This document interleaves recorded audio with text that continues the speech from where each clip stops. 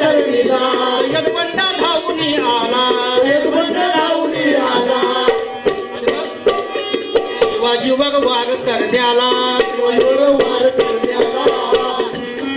वाघात कर मागतो त्याला शोधून जीवा भागांना तेव्हा धावून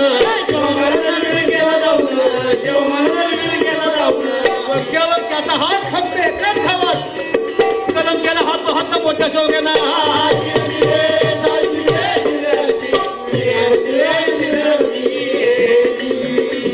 शिवा भाल्यानं सय्यद बंडाचा हात उडवला आणि सय्यद बंडाला तिथं पाडलं.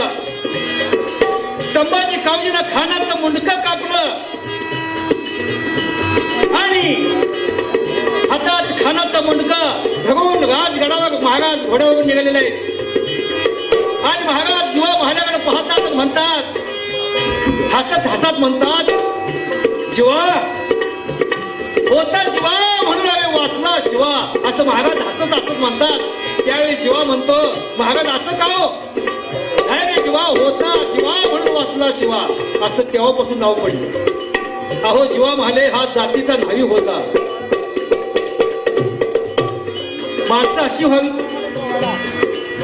महाराज पन्हाळगडाच्या पायथ्यावर महाराजांचा पोशाख घालून स्वतःची कुर्बानी देणारा तो कोण होता? शिवा काशी तो न्हावी होता.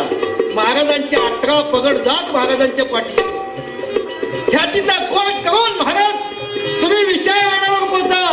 तो म्हणणारा कोण होता तर तो बाजी प्रभू देशपांडे होता. अशी किती जणांची नावं द्यावी.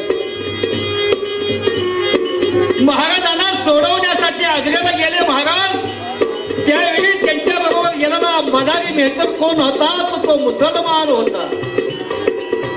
महाराज ज्यावेळी आग्र्याहून सुटले त्यावेळी हिरोजी फर्जंद मदारी मेहतर आणि हे सर्वजण तिथं झोपले होते. हिरोजी फर्जंदांना महाराजांचं वेषांतर केलं होतं आणि तो मदारी मेहतर म्हणाला महाराजांची तब्येत बिघडलेली आहे म्हणून तुम्ही बाहेर जाऊन येतो म्हणून गेला तो जगत आला नाही.